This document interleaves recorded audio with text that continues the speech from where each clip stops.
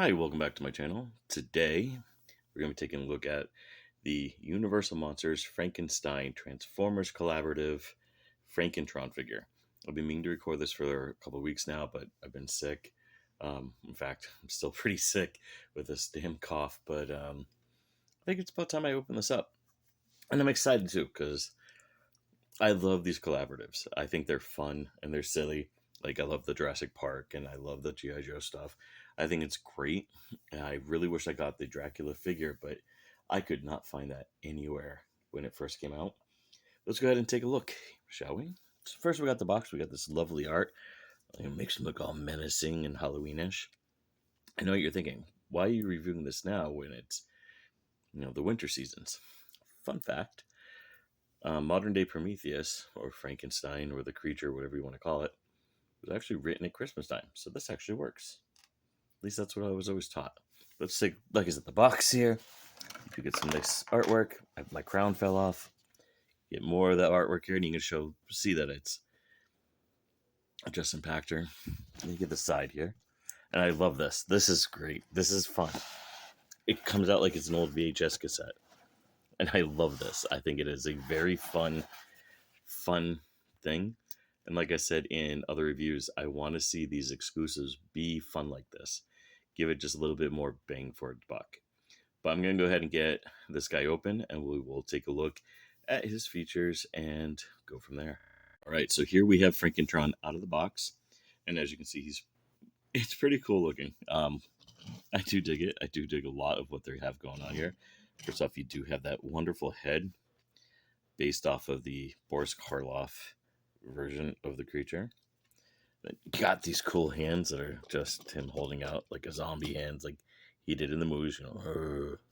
It's really cool looking. I mean, they did a really good job of taking Impactor and making this. And yeah, it's got a lot of little cool things, like painted in these beautiful blacks, greens, and purples. The purples, of course, being Decepticon colors, but it looks good. Again, he wasn't the villain of that story. Like, people forget that, that was all Frankenstein that was the villain. And he comes with this cool Tesla coil type thing with the blast effect that can attach in different positions and give him, electrical powers, which is cool because, it's the creature, yo. I just said, yo, I feel like a tool. Anyways, that is beside the point. He just looks good, and I do think he looks really fantastic the way he's designed here. And just bring him in so you can take a look. Now, this is Impactor, so you know what to expect. So, I mean, it's got to have the same articulation we've been getting over the past couple of years in the line. So, we can even do that. Arms, you get full rotation. You get elbow. You get the upper arm rotation. Hands are designed so they face down. So if you want them to do normally, unfortunately, you can't. Waist, you do get full waist rotation. You do get that wonderful forward kick, the nice knee bend. He can go back. Because of how he's designed, he's got massive ankle tilt. Yeah, it's cool. Head is on a ball joint.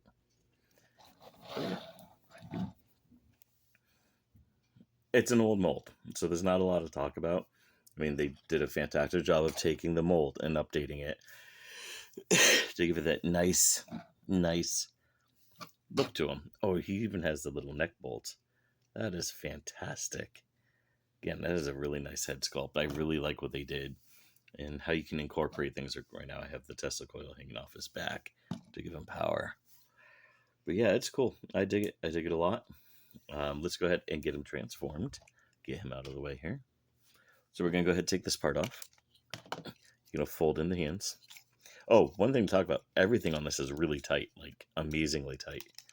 I thought by now this would have enough mold degradation that it wouldn't be holding together that well. But this looks and feels fantastic. His head gets out a lot easier than on Impactor.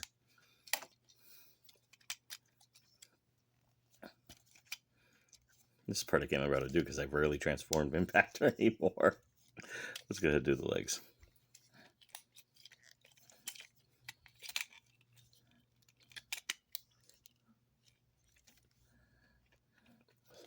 Sorry, I had a phone call come in.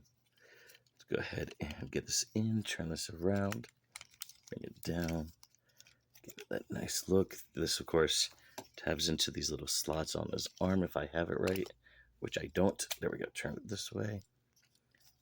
Go ahead, tab in, looks nice.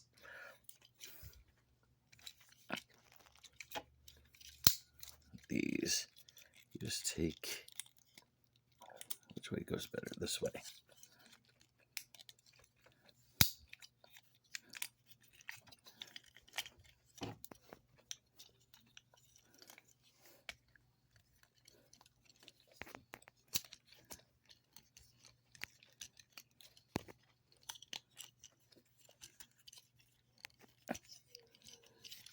Now, this is the part where I was talking about, like, everything on this is really tight. I'm trying to get this to bend. It's not wanting to go. And that makes me a little bit nervous here. There we go.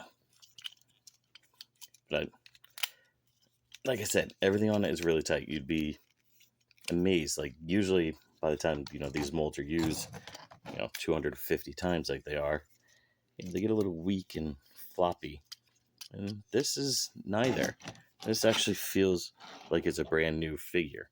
Like it was specifically designed just for this.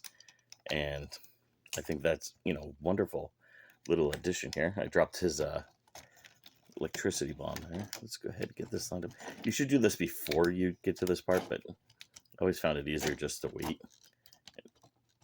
Let's see.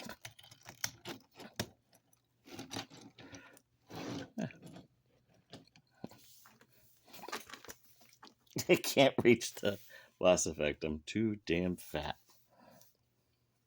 There we go. Oh, popped out. See, on Impactor, you have the tabs that go right into his hands, so it does make it easier. This doesn't really want to line up that well for me. Of course, you have to try to see into these tabs here, which you can't always see, especially when you get to my age. There we go. Of course, you can attach it in different ways because it has this port here, so you can attach it itself, like to here if you wish. Or it's got the holes inside, which makes more sense. And you get a very cool electric tank. Reminds me of the tanks from, what was the game? Command & Conquer Red Alert. Those tanks with the Tesla coils built onto them. But yeah, and those popped off again. Get in there. And we'll leave it off. But yeah, so you know what to expect now if you have Impactor. This part here rotates. Now because you have this in, you get that nice up and down. You do get this part here because of how this is. He does have wheels on it that allows him to roll. And it's really cool looking, isn't it? It really is. It looks like something that a steampunk designer would come up with, which is perfect given who the character is and the time frame that he came from, right? But let's go ahead and show him next to Impactor, just to show you, just what's changed, what's different. And it's amazing how just, accessories can make him look just different, even though it's the same figure. But now you get that wonderful, this cannon just makes it look different. And of course, the coloring too. Now, I should point out that this is the Decepticon version of Impactor. I never got the Records version. Oops, forgot his cannon. But yeah, and again, the colors transfer over really nice here. You get that beautiful Decepticon logo that's huge, and the blacks and greens that really makes it look like it is a Universal Monsters of Horror. And I like it. I dig it, and I think this is a great figure to get.